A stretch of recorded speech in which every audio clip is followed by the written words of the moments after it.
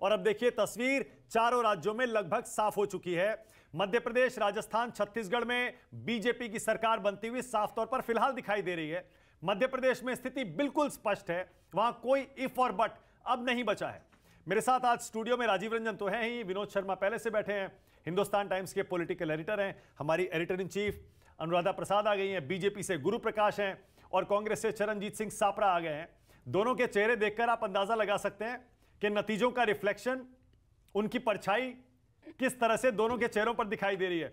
मध्य प्रदेश में बीजेपी प्रचंड बहुमत के साथ वापस आ रही है, राजस्थान में बीजेपी अच्छे खासे बहुमत से आ रही है, कांग्रेस 70 पर आ गई। राजस्थान में कांग्रेस पार्टी, याद करिए, ओपिनियन पोल, एग्जिट पोल सब कह रहे थे कांग्रेस अहेड, कांग्रेस अहेड, कांग्रेस थोड़ी सी आगे, लेकिन कांग्रेस 70 पर आ गई और बीजेपी 100 के बहुमत के आंकड़े के बाद भी 14 सीटें और फिलहाल जीतती हुई दिख रही है, 114। इसे कंफर्टेबल मेजॉरिटी आराम से कह सकते हैं। याद रखिए, राजस्थान में ये जो नीचे आपको अदर्स दिख रहे हैं 15, ये आंकड़ा बहुत अहम है, अभी भी अहम है। और आमतौर पर इस तरह के इंडिपेंडेंट्स, अदर्स, छोटी पार्टियां रूलिंग पार्टी के साथ जाते हैं। अगर ये बीजेपी के साथ चले गए तो आप अंदाजा लगा सकते हैं राजस्थान में बीजेपी के बहुमत का आंकड़ा 130 तक जा सकता है। छत्तीसगढ़ बहुत बड़ा सरप्राइज है। छत्तीसगढ़ के आंकड़े हैरान कर रहे हैं। हर कोई मान के चल रहा था भूपेश बघेल के सामने बीजेपी का कोई स्थानीय नेता है नहीं, रमन सिंह को बीजेपी ने आगे किया नहीं, भूपेश बघेल ने बीजेपी को कोई भी बड़ा मुद्दा इन 5 सालों में दिया नहीं। तो फिर यह नतीजा क्यों, इस पर भी आप थोड़ी देर में विश्लेषण करेंगे। और तेलंगाना, सारे एग्जिट पोल्स ने पहले ही बता दिया था कि केसीआर के दिन अब लद गए हैं।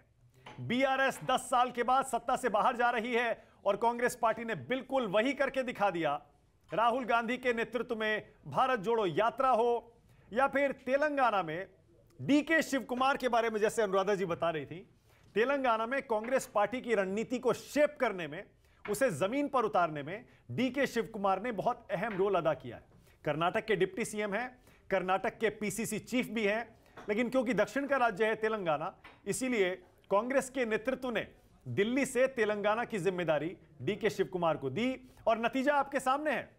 70 सीटों के साथ 119 में से कांग्रेस पार्टी तेलंगाना में बीआरएस को अपदस्थ कर, सत्ता से हटाकर पहली बार वहां सरकार बनाने जा रही है। एक बड़ी जीत कांग्रेस के लिए तेलंगाना में हासिल होगी तो जाहिर है दक्षिण भारत से एक शुभ संदेश कांग्रेस के लिए आया है। लेकिन चरणजीत सिंह सापरा को बुरा लगेगा, अनुराधा जी इतना तो कह ही दूं कि इन 4 राज्यों के विधानसभा चुनाव से पनौती नहीं निकली, बीजेपी के लिए शुभ संदेश निकला है। शुभ संदेश, सही कह रहा हूं ना सापरा जी? नहीं, अगर आप इस तरह से विश्लेषण करना चाहेंगे तो मैं फिर ये भी कहने पे मजबूर हो जाता हूं कि साउथ के अंदर जो है वो मोदी जी की पनौती चल रही है, फिर ऐसे भी कहना पड़ेगा। खैर, मैं उसमें नहीं जाना चाहता था। ये देखिए, चुनाव के अंदर अभी छत्तीसगढ़ का मामला जो है वो कई सारी सीटें ऐसी है जहां पर 500 के अंदर मेरे ख्याल से नतीजे आने वाले हैं। और छत्तीसगढ़ के मामले में आपको और हमको और सारे देश को कुछ देर और रुकना पड़ेगा। मेरे ख्याल से 1-1.5 बजे के बाद में वो परिस्थिति जो है वो ज्यादा क्लियर होगी। Okay, all right. गुरु प्रकाश, 1 सेकंड में आ रहा हूं। अनुराधा जी, चारों राज्यों में सबसे ज्यादा हैरानी आपको कौन से राज्य के आंकड़े देखकर हो रही है? मुझे लगता है सबसे ज्यादा हैरानी मैं अभी छत्तीसगढ़ पे नहीं बोलना चाहूंगी। आई एम क्वाइट क्लियर, अभी मैं छत्तीसगढ़ पे नहीं बोलना चाहूंगी। मैं 1 घंटे के बाद छत्तीसगढ़ पे बोलना चाहूंगी।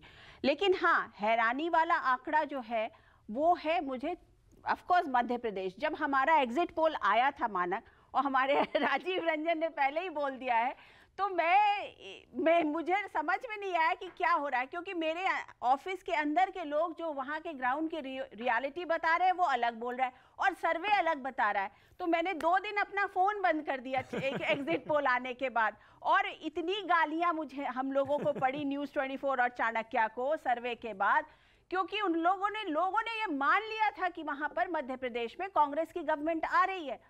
और जब आंकड़े खुले और जब सर्वे के रिपोर्ट्स, एग्जिट पोल के रिपोर्ट्स आने लगे, तो उसके बाद मैं खुद ही हैरान हो गई। मैं न्यूज रूम से भाग गई अपने रूम में, क्योंकि मैं खुद ही उसको नहीं देख सक रही थी। मुझे लगा ये क्या हो रहा है एग्जैक्टली। उसके बाद जब आंकड़े आए, उसके बाद हमने बात की जो हमारे लिए करते हैं चाणक्य के वीके बजाज, उन्होंने कहा आप निश्चिंत रहिए, आप निश्चिंत रहिए। मैंने कहा मैं तो जा रही हूँ दवा खा के सोने, अब जो होगा उस दिन देखा जाएगा। तो एग्जैक्टली ये बहुत ही चौंकाने वाला है और इसमें बहुत सारी राजनीति के मायने हैं। एक्चुअली जो मध्य प्रदेश का रिजल्ट है उसमें आज और आगे की राजनीति के बहुत सारे मायने हैं। उन मायनों को समझना। बहुत गहरी बात कह रही हैं आप। मैं गहरी बात कह रही हूँ या कैसी सतही बात कर रही हूँ ये मैं नहीं जानती, बट एटलीस्ट मैं ये जानती हूँ कि इन आंकड़ों ने बहुत सारी राजनीति की चीजों को, परतों को खोलेगा ये आंकड़े। और ये जो भी आंकड़े हैं, चाहे वो छत्तीसगढ़ का भी अगर होता है वो भी खोलेगा, मध्य प्रदेश, छत्तीसगढ़ और राजस्थान। मैं इसको अलग, हो सकता है अभी ऑफ कोर्स ब्रांड मोदी बहुत बड़ा है, ऑफ कोर्स बहुत सब कुछ है, लेकिन 2-3 चीजें मैं सबसे बड़ा बताना चाहूंगी कि राजनीति में, चुनाव में अब आपको 50% वोट नहीं आता है तो आप कहीं खड़े नहीं है, सबसे इंपॉर्टेंट बात। तो लोग 50% वोट के लिए जो ट्राई करेगा वही इस देश में राजनीति करेगा। एक तो मुझे ये समझ में आ रहा है। दूसरी चीज कि संगठन पर अगर आप नहीं काम करेंगे तो आप कहीं नहीं रहेंगे।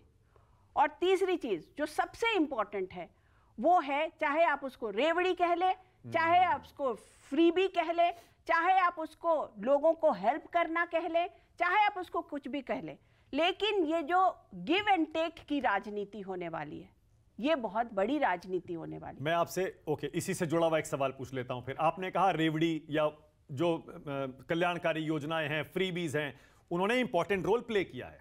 अगर ऐसा है अनुराधा जी, तो फिर राजस्थान में अशोक गहलोत क्यों बुरी हार रहे हैं? 71 पर मैं बुरी हार कहूंगा। और छत्तीसगढ़ में भूपेश बघेल क्यों नहीं जीत पा रहे? राजस्थान के और तेलंगाना में केसीआर क्यों नहीं जीत पा रहे?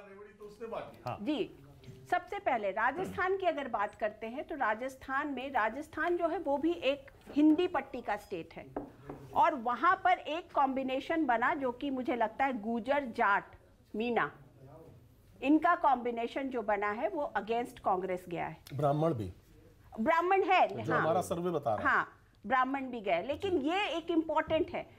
पिछली दफा इलेक्शन में गुजर जो थे वो कटे हुए थे, इस बार वो बीजेपी के साथ चले गए। This is one thing. The second thing so far is, आपने पूछा छत्तीसगढ़ और राजस्थान में एक और चीज, जो इनकी कल्याणकारी योजनाएं आई वो लास्ट ईयर में आई। अशोक गहलोत की मोस्टली कल्याणकारी योजनाएं लास्ट ईयर में आई हैं या सेकेंड लास्ट ईयर में आई हैं। और आज की डेट में प्रचार एक बहुत बड़ा साधन है। आप कर तो दो, आप करोगे और दिखोगे नहीं, इसमें जनता विश्वास नहीं करती है। करो भी और दिखाओ भी, इसमें शायद जनता विश्वास। तो यानी कांग्रेस जो 7 गारंटी दे रही थी, मीडिया का इतना बड़ा माध्यम हो गया ना, चाहे सोशल मीडिया हो, चाहे आप और कोई भी मीडिया का, तो उसमें आप एक इंपॉर्टेंट रोल। और छत्तीसगढ़ में मुझे लगता है कि आरएसएस का संगठन या बीजेपी का जो संगठन है उसने बहुत जबरदस्त काम किया है, खास करके ट्राइबल बेल्ट और जो उनके उस वाला बेल्ट है उसमें उन्होंने बहुत काम किया है। तो जो लास्ट लेग का इलेक्शन होता है ना, उसमें बीजेपी या आरएसएस बाजी मार ले जाती। They run like marathon. You have to take this, give them this credit कि दे रन लाइक मैराथन। वो मैराथन की रेस करते हैं। मतलब मैराथन का मतलब आप ये कह रही हैं कि आपको पूरे 5 साल दौड़ना पड़ेगा और आखिरी के 6 महीने में बहुत तेज दौड़ना पड़ेगा। एग्जैक्टली। छत्तीसगढ़ में अगर हम जो आप कह रही हैं कि आरएसएस और उनका जो संघ का कार्डर है उसने बहुत अच्छी तरीके से काम किया और एक बड़ा फैक्टर हो सकता है, उसमें इस पहलू को भी देखा जाना चाहिए कि शायद भूपेश बघेल ने इस बात को पहले से भांप लिया था। तो आप देखेंगे कि राजस्थान, मध्य प्रदेश और छत्तीसगढ़ की अगर तुलना करेंगे तो भूपेश बघेल या कांग्रेस ने छत्तीसगढ़ में भी बीजेपी के मुकाबले में सॉफ्ट हिंदुत्व का कार्ड खेलने की भरपूर कोशिश की थी। तो लेकिन अब ये आरएसएस की जो वर्किंग है अगर ऐसी है और उनकी मेहनत है तो उसके आगे भूपेश बघेल का सॉफ्ट हिंदुत्व का कार्ड बहुत चला नहीं, जैसे नतीजे आ रहे हैं। चलिए, अभी फिर भी मैंने जैसे कहा, मैं छत्तीसगढ़ पे अभी ज्यादा नहीं बोलना क्योंकि अभी वहां पर कुछ राउंड्स बाकी है, 50% के राउंड बाकी है, तो वो मैं उसके बाद ही बोला जाए। लेकिन हाँ, मध्य प्रदेश जो है, मध्य प्रदेश चौथी बार शिवराज सिंह चौहान, मतलब ये काफी कुछ बयां करता है। अब मैं गुरु प्रकाश बैठे हैं बीजेपी से, उनसे ही पूछ लेता हूं मैं। इशारों में अनुराधा जी बहुत बातें कह गई, बहुत सारे हिंट्स दे दिए कि किस तरह की राजनीति होने वाली है, लेकिन गुरु प्रकाश मान लीजिए ना, आप शिवराज सिंह चौहान को हटाना चाह रहे थे, उनको आपने मुख्यमंत्री के तौर पर प्रोजेक्ट नहीं किया, उसके बावजूद इतना बड़ा बहुमत लेके आ रहे हैं वो 157 सीटों का। यानी आप गलत थे, आप भी नहीं समझ पाए कि जमीन पर शिवराज जी कितने पॉपुलर हैं। अरे मानक जी, थोड़ा दिन ढलने दीजिए, गलत सही के लिए आरोप लगाइएगा, थोड़ा समय बीतने दीजिए, थोड़ा एब्जॉर्ब करने दीजिए इन चीजों को। लेकिन देखिए, एक चीज हमें समझना चाहिए कि जो अनुराधा जी कह रही थी उसमें एक चीज मैं जोड़ना चाहता हूं। बहुत ही अच्छा विश्लेषण किया उन्होंने, 3 चीज उन्होंने बताई। मैं एक चीज बताना चाहता हूं कि एक ओबीसी कार्ड, क्योंकि लगातार हमने देखा कि राहुल गांधी जी मध्य प्रदेश हो, राजस्थान हो, छत्तीसगढ़ हो, ओबीसी कितने सेक्रेटरी हैं, कास्ट सेंसस कितना है, तो कम से कम यह स्पष्ट हो गया है कि जो राहुल गांधी जी और कांग्रेस पार्टी का ये ओबीसी के इर्द गिर्द जो राजनीति करने का प्लान था वो फेल हो गया है। और आज भी ओबीसी वंचित हाशियों के नेता के रूप में नरेंद्र मोदी जी स्थापित हुए हैं, इसको स्वीकार करने की बात है।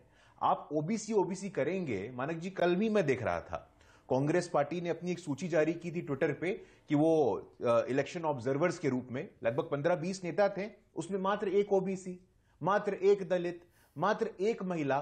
तो जो इनकी हिपोक्रेसी है, जो इनके दोहरे मापदंड हैं, आज शुद्ध रूप से, स्पष्ट रूप से मध्य प्रदेश, राजस्थान और छत्तीसगढ़ की जनता ने इनको आईना दिखाने का काम किया है।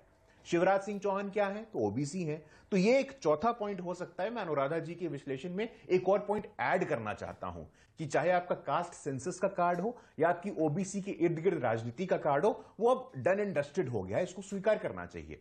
जहां तक मध्य प्रदेश की बात है, आपने भी कहा और काफी लोगों ने कहा, देखिए मध्य प्रदेश की जनता के हम विशेष रूप से आभारी हैं, क्योंकि जब भारतीय जनता पार्टी जनसंघ हुआ करता था तो हमारे पहले मुख्यमंत्री, मानक जी आपको याद होंगे, कैलाश जोशी जी, जनसंघ को पहली बार किसी स्टेट में गवर्नमेंट में आने का अवसर मिलता है तो वो मध्य प्रदेश होता है। तो मध्य प्रदेश और भारतीय जनता पार्टी या जनसंघ का काफी पुराना संबंध रहा है। 2014 के लोकसभा चुनाव, 2019 के लोकसभा चुनाव, मुझे पता था आप यही बोलेंगे, हमारा संगठन है, संघ की मौजूदगी है, नरेंद्र मोदी की लोकप्रियता है। गुरु प्रकाश, पिछला चुनाव आप मध्य प्रदेश में हार गए थे भाई, मैं याद दिला रहा हूं आपको। इतना बड़ा बहुमत पिछले चुनाव की हार के बाद, शिवराज सिंह को साइडलाइन करने के बावजूद उनके नेतृत्व में आप जीत के आ रहे हैं। मैं तो यह पूछ रहा हूं कि आप भी नहीं समझ पाए शिवराज जी की लोकप्रियता जमीन पर कितनी है? नहीं, देखिए मानक जी, मैं पुनः आपको बताना चाहता हूं कि कहीं से भी शिवराज जी को अस्वीकार किया गया था, यह कहना मैं गलत मानता हूं। हां, 10 चेहरे जरूर थे। अब उन 10 चेहरों में कौन कौन थे मानक जी, उसका विश्लेषण कभी किया आपने? फग्गन सिंह कुलस्ते जी आदिवासी समाज के नेता, बीरेंद्र कुमार खटिक जी दलित समाज के नेता, कविता पाटीदार जी महिला ओबीसी समाज की नेता। अलग अलग क्षेत्र के, अलग अलग समाज के, अलग अलग जातियों को, लेखों को प्रतिनिधित्व देना, ये कहीं से किसी के नेतृत्व को नकारना थोड़ी हो सकता है। ये आर्गुमेंट में हमारा कोई विश्वास नहीं। और जहां तक पिछले चुनाव की बात है मानक जी, पिछले चुनाव का वोट प्रतिशत भी देख सकते हैं, पिछले चुनाव में सीटों का अंतर भी देख सकते हैं, तो किसी को अस्वीकार नहीं किया गया। हां, सामूहिक नेतृत्व की बात है। भारतीय जनता पार्टी, मानक जी आप भली भांति जानते हैं कि व्यक्ति नहीं विचार, नॉट इंडिविजुअल्स बट इंस्टीट्यूशन, हमारे यहां पार्टी सर्वोपरि है और पार्टी तय करेगी। तो किसी एक व्यक्ति के इर्द गिर्द पूरे के पूरे चुनावी विमर्श को घुमाना, इसमें आपकी राय हो सकती है, आपके स्टेक्स हो सकते हैं, लेकिन भारतीय जनता पार्टी इस लेवल पे ऑपरेट नहीं करती है। अनुराधा जी कुछ कह रही हैं, बात को भली भांति अनुराधा जी कुछ कह रही हैं। गुरु प्रकाश जी, बड़ा सिंपल सा सवाल है, अगर ये 3 बार के बाद के मुख्यमंत्री, ओबीसी मुख्यमंत्री और हिंदी पट्टी के मुख्यमंत्री, और उसके साथ साथ जो आरएसएस और जनसंघ की जो विधिशाला जिसे बोल सकते हैं कि it's a lab for Madhya Pradesh, उसके मुख्यमंत्री, उसके बावजूद आप उनको क्रेडिट नहीं दे रहे। आप कह रहे हैं कि सारों का क्रेडिट है। मुझे लगता है आज ही deserves a credit and not from us, he deserves a credit from you people. एक मिनट प्लीज गुरु प्रकाश जी से मुझे जवाब। ऐसा है अनुराधा जी, नहीं बिल्कुल मैं आपको ही जवाब दे रहा हूं। देखिए अनुराधा जी, 2014 के बाद, और ये हमें समझना भी चाहिए कि जो इंडियन पॉलिटिकल लैंडस्केप है, ये राजनीतिक परिदृश्य में बदलाव आया है, परिवर्तन आया है। कहीं से भी किसी के भी योगदान को कम क्यों करना है? मैं खुद भी मध्य प्रदेश में था, इनफैक्ट हम मध्य प्रदेश में थे, हमारी साबरा जी से मुलाकात भी हुई थी इंदौर में, हम लोगों ने खूब राजनीतिक चर्चाएं भी की थी। और मुझे मालूम है कि पूरा का पूरा संगठन, मैं आपको जैसे मसलन उदाहरण के रूप में आज बताना चाहता हूं, आप जो मैराथन की बात कर रही थी, मैं बताना चाहता हूं कि आज की तारीख में भारतीय जनता पार्टी पूरे देश में मेरा माटी मेरा देश, विकसित भारत अभियान, तमाम ऐसे अभियान हैं जहां भारतीय जनता पार्टी के कार्यकर्ता 24/7 लगे रहते हैं। आपका और मानक जी का जो आकलन था कि हम 5 साल जो दौड़ते रहते हैं, 5 साल हम जनता से संवाद करते रहते हैं, उसका परिणाम है। और आखिरी के 6 महीने में उस गति को और बढ़ा देंगे, ये उसका परिणाम है। हम लगातार जनसंवाद में लगे। मैं इस सवाल को थोड़ा सा और क्वालिफाई करता हूं, मैं इसमें 2-3 एस्पेक्ट और जोड़ता हूं। आप ये कह रहे हैं कि एक आदमी को जीत का क्रेडिट नहीं दिया जा सकता, सामूहिक जिम्मेदारी होती है, हार की भी जीत की भी। चलिए मान लिया, अगर ऐसा है तो मध्य प्रदेश में इतनी बड़ी जीत क्यों मिल रही है, राजस्थान में मामूली जीत क्यों मिल रही है, छत्तीसगढ़ में मामूली जीत क्यों मिल रही है? इतनी बड़ी जीत मध्य प्रदेश में, मान लीजिए ना कि बाकी 2 राज्यों से यहां कुछ अलग है। अरे यहां शिवराज जी हैं। मानक जी मैं आप ही का स्क्रीन देख रहा हूं, उसमें 70 और 114 हम कांग्रेस पार्टी से लगभग 45 सीटें आगे हैं। ये मामूली जीत थोड़ी ना। मैं बहुमत के आंकड़े से जोड़ के देख रहा हूं। राजस्थान में बहुमत का आंकड़ा 100 होता है, तो आपका 100 के ऊपर 14 है। देखिए तो 70-114 वहां पे हैं, और हम छत्तीसगढ़ में भी हम 20 सीट आगे चल रहे हैं। तो मानक जी इसको मामूली जीत आप नहीं कह सकते। देखिए गुरु प्रकाश जी, इसको तो आपको मानना पड़ेगा, ये नरेंद्र मोदी जी के नेतृत्व, आपको ये मानना पड़ेगा कि आपने एक अपने टॉल लीडर के कद को कम करने की पूरी कोशिश की थी। Let's accept that fact. और उस टॉल लीडर ने इतने बढ़िया से इलेक्शन लड़ा कि उसने चौतरफा इलेक्शन लड़ा। हम लोग सब ग्राउंड पर थे, आप प्रवक्ता हैं, ऑब्वियसली आपको अपनी एक पार्टी की लाइन को आगे रखना पड़ेगा। लेकिन आज का सेहरा इस पूरे इलेक्शन के उसमें सिर्फ और सिर्फ शिवराज जी को जाता है। शिवराज जी ने अपने तरीके से, जिस तरीके से लिया, लोगों को किया, ठीक है, प्रधानमंत्री हैं, प्रधानमंत्री तो ऑब्वियसली देश के प्रधानमंत्री हैं, उनके लिए सारे राज्य होंगे इंपॉर्टेंट, और मध्य प्रदेश भी इक्वली इंपॉर्टेंट होगा, और खास करके जब 2024 का इलेक्शन आ रहा है उसके पहले। लेकिन आज का क्रेडिट जो है वो मुझे लगता है, क्योंकि अगर एनालिसिस कीजिएगा तो हम लोग सब यही मान रहे थे ना, राजीव रंजन यही सामने बैठे हुए, इन्होंने पूरे मध्य प्रदेश को छान लिया था और यही कह रहे थे कि नहीं जीत रहे हैं, नहीं जीत रही है, कांग्रेस जीत रही है, कांग्रेस जीत रही है। अगर मार्जिन इतना है तो ऑब्वियसली मार्जिन को आपको सलाम करना पड़ेगा। आप भले अगर वो कुछ सीटों से जीतते होते तो हम मान सकते हैं, लेकिन इतना बड़ा मार्जिन किसी एक व्यक्ति के लिए ही जाता है। नहीं, देखिए अनुराधा जी, मैं बिल्कुल आपकी इन बातों से सहमत हूं, लेकिन मैं आपसे काउंटर सवाल पूछना चाहता हूं और मैं आशा करता हूं इसका आप जवाब दीजिएगा। मतलब आप कह रही हैं आपके अनुसार, आपके राय के अनुसार किसी के कद को कम किया गया। ऐसा ही सिमिलर सिचुएशन हमने छत्तीसगढ़ में देखा, भूपेश बघेल जी, टीएस सिंहदेव जी। ऐसा ही सिमिलर सिचुएशन हमने राजस्थान में देखा, सचिन पायलट जी और अशोक गहलोत जी। मध्य प्रदेश में आप मुझे एक वाक्य बताइए जहां पे किसी ने सार्वजनिक मंच पे पार्टी के खिलाफ बयानबाजी की हो।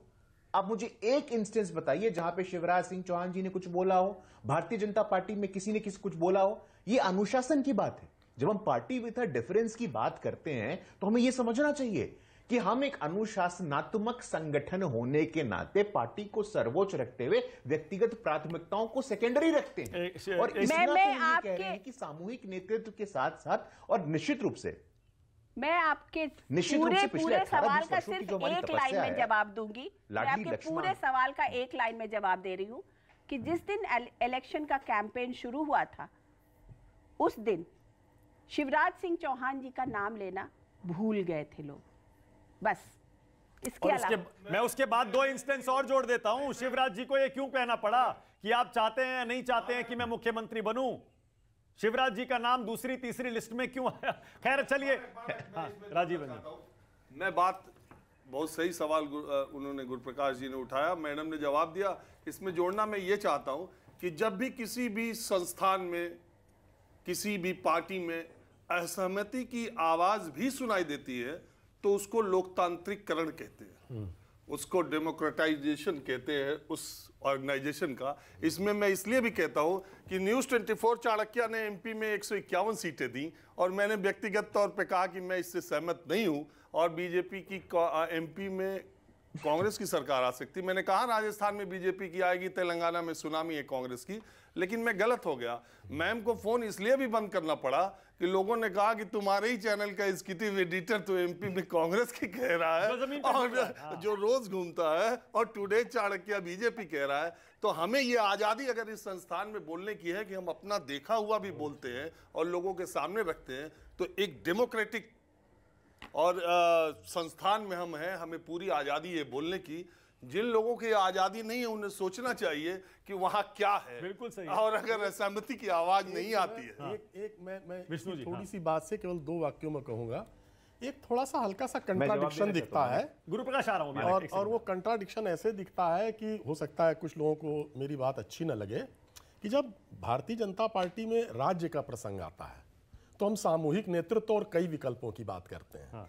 और जब राष्ट्रीय स्तर पर राष्ट्रीय नेतृत्व की बात आती है तो एक ही व्यक्ति की गारंटी होती है। यहाँ पर भी मुझे थोड़ा सा कंट्राडिक्शन दिखता है कि हम मध्य प्रदेश में सामूहिक नेतृत्व की बात करते हैं। हाँ। सामूहिक नेतृत्व, सारे चेहरे, कई विकल्प हैं। तो या राजस्थान की बात होती है, वहां पर भी हमें कहते हैं एक चेहरे को लाने के बजाय कई चेहरे लाते हैं। लेकिन जब राष्ट्रीय परिप्रेक्ष्य की बात होती है तब फिर कई चेहरों और विकल्प की बात क्यों नहीं, फिर एक ही व्यक्ति की गारंटी क्यों होती है? विनोद जी, उसके बाद आ रहा हूं चरणजीत सिंह सापरा। गुरु प्रकाश जी, ये जो आपकी पार्टी है ना मध्य प्रदेश में, ये 3 इलेक्शन अपने दम पे जीत चुकी थी 18 में हारने से पहले।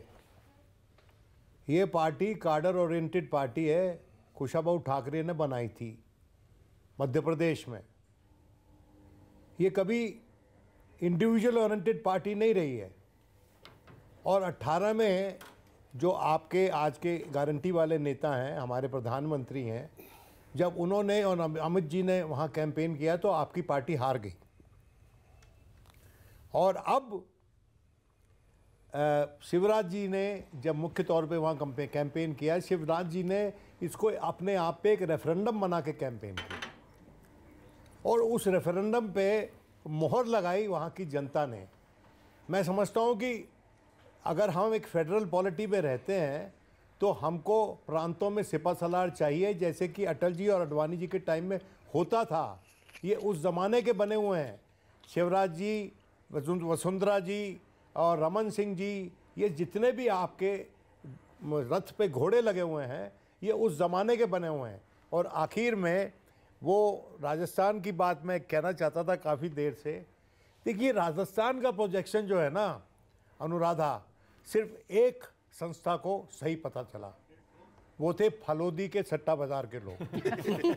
वो शुरू से, मैं वहाँ गया था फलोदी, शुरू से वो कह रहे हैं बीजेपी 118 से 120, कांग्रेस 60 से 70, शुरू से कंसिस्टेंटली।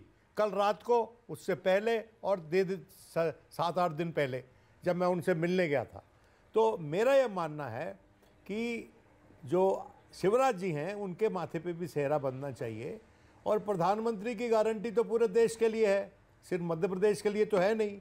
उस गारंटी को कार्यान्वित करने के लिए आपको वहाँ ऐसा चेहरा चाहिए जहाँ की जो वहाँ की जनता ने चुना है, और वहाँ की जनता ने शिवराज को चुना है। बिल्कुल सही है, प्रांत के लिए। ठीक है। और विनोद जी, बस मैं एक बात और कह दूं, इसी में आपकी बात में जोड़ दूं।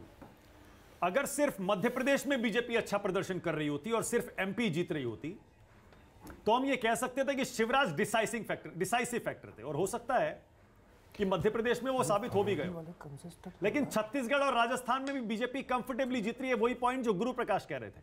इसीलिए मोदी फैक्टर को इन स्थानीय राज्य के चुनाव में बिल्कुल हमें राइट ऑफ नहीं करना चाहिए। ये कंसिडर करके हमको चलना पड़ेगा। नरेंद्र मोदी फैक्टर भी इन राज्यों में इस बार चला है। अब उसे पार्टी की जीत कह लीजिए, मोदी की जीत कह लीजिए, और भी फैक्टर इसमें जोड़ते चलेंगे। विश्लेषण बाद में। पहले चरणजीत सिंह सापरा जी, कुल मिलाकर एमपी, राजस्थान, छत्तीसगढ़, अगर तीनों हार गए सापरा जी, आपके लिए तो बहुत बुरी खबर हो गई है। पिछली बार तीनों जीते थे आप, सापरा जी। देखिए, निश्चित रूप से अगर हम तीनों में नहीं जीत पाते हैं तो ये चिंताजनक बात है। राजस्थान में तो मैं समझता हूं कि जैसे कहा जाता है कि रिवाज नहीं बदला और उस दौर से चले हैं हम, लेकिन मध्य प्रदेश जो है, जहां पर कांग्रेस को काफ़ी आशा थी कि हम वहां पर जीत करके आएंगे, मेरे ख्याल से उसके अंदर हमको बहुत ठीक तरह से, सटीक तरह से इंट्रोस्पेक्शन हमको करना पड़ेगा। छत्तीसगढ़ में अभी भी हम अपने फिंगर्स क्रॉस रखते हैं, क्योंकि जैसे मैंने पहले कहा कि बहुत सारी सीटें ऐसी हैं, करीबन 20 से 25 सीटें ऐसी हैं जहां पर बहुत कम अंतर होगा, तो अपने को और थोड़े देर रुकना चाहिए, 1-1.5 घंटा और रुकने की जरूरत है। लेकिन निश्चित रूप से कांग्रेस पार्टी को आत्मनिरीक्षण तो करना पड़ेगा। आप बहुत कम शब्दों में अपनी बात कह रहे हैं आज सापरा जी। 24 से पहले आप तो मान के चल रहे थे, दावे थे आपके 5 जीतेंगे, 5-0 जीतेंगे, 4-1 जीतेंगे। अब अगर 3-1 हो गया ये, यानी आप सिर्फ दक्षिण भारत जीत रहे हैं, हिंदी पट्टी पूरी बीजेपी जीत रही है। देखिए, बहुत बुरी खबर है आपके लिए। नहीं, आप इस तरह का विश्लेषण कर सकते हैं कि साउथ में कांग्रेस जीत रही है और नॉर्थ के अंदर यहां पर बीजेपी जीत रही है। ये आज के समय में ये आकलन आप कर सकते हैं, लेकिन आने वाले समय के अंदर मैं आपको बताऊं, चाहे कुछ देर पहले यहां पर ओबीसी वाले मुद्दे की चर्चा हो रही थी, ओबीसी वाला मुद्दा जो है ये निश्चित रूप से आगे भी रहेगा। ये आप एक मुद्दे को एक चुनाव के साथ में खत्म नहीं कर सकते हैं, और अनेक मुद्दे रहेंगे। 2024 के लिए ये मोदी वर्सेस मुद्दा होगा, उसमें अनेक मुद्दे होंगे। ओके, ऑल राइट, जरा वो तस्वीर फिर से दिखाइए जो थोड़ी देर पहले अभी हम दिखा रहे थे स्क्रीन पर। शिवराज सिंह चौहान और ज्योतिरादित्य सिंधिया गले मिलते हुए और एक दूसरे को बधाई देते हुए। अनुराधा जी, क्या हम ज्योतिरादित्य सिंधिया के योगदान को मध्य प्रदेश की जीत में क्या हम कम करके आंक रहे हैं क्या? क्योंकि जब से वो आए हैं उसके बाद से ही बीजेपी की सरकार भी आई, फिर बची भी बाई इलेक्शन के बाद, और इतनी बड़ी जीत में आपको मानना पड़ेगा ज्योतिरादित्य का योगदान तो होगा। नहीं, इसमें सबसे बड़ी बात है जो मुझे लगता है वो ये देखना होगा कि जो ये नया मोदी जी ने खास करके और अमित शाह ने एक राजनीति में एक नए कल्चर की शुरुआत की है, जबरदस्त काम करना। आप 24 में से 48 घंटे काम करते हैं, इसको आप नहीं, और वो अपने ही काम नहीं करते, वो अपने लोगों से भी काम कराते हैं, एंड दे एक्सपेक्ट दैट कि आपको काम करना ही पड़ेगा, चाहे आप कुछ भी कर लो, आपको काम करना ही पड़ेगा। You have to work physically, mentally 24/7 for the party. तो चाहे वो ज्योतिरादित्य सिंधिया हो, चाहे वो कोई और हो, तो ज्योतिरादित्य सिंधिया का भी कंट्रीब्यूशन वहां पर है। इस तस्वीर में कुछ मायने निकालती हैं आप? ये जो वीडियो इस समय हम देख रहे हैं, मायने तोमर जी भी बैठे हैं, पर बीच में शिवराज जी और उनके बिल्कुल ठीक बगल में महाराज जी। जी जी, देखिए, अभी ज्योतिरादित्य सिंधिया ही दिखे ना, ज्यादा बेहतर होगा महाराज जी कहने से। लेकिन क्योंकि भाई आज की डेट में तो अगर आप रिजल्ट्स देखेंगे तो महाराज तो सिर्फ एक ही है। लेकिन तो इसका मतलब वो जो पहले एक चर्चा चल रही थी ना कि अगर मामूली बहुमत हुआ तो हो सकता है ज्योतिरादित्य सिंधिया को सीएम बना दिया जाएगा, वो सारी चर्चाएं अब खत्म है ना? बिल्कुल। मुझे लगता तो यही है, क्योंकि ये एक चीज मैं इसमें देख रही हूं, मैं सतरप्स की वापसी देख रही हूं इस पूरी राजनीति में। रमन सिंह 1 महीना पहले तक इतने एक्टिव कहीं पर दिखते नहीं थे, आप देखिए, और उनके नॉमिनेशन में मतलब, तो वो मैं सतरप्स की वापसी देख रही हूँ। Okay, same with Vasundhara Raje ji. Of course वो विजिबल नहीं रही, लेकिन वो लड़ रही थी, उनके लोग लड़ रहे थे, और इनफैक्ट सेकंड लास्ट जो सीट्स जब डिक्लेयर हुए तो उनके काफी लोगों को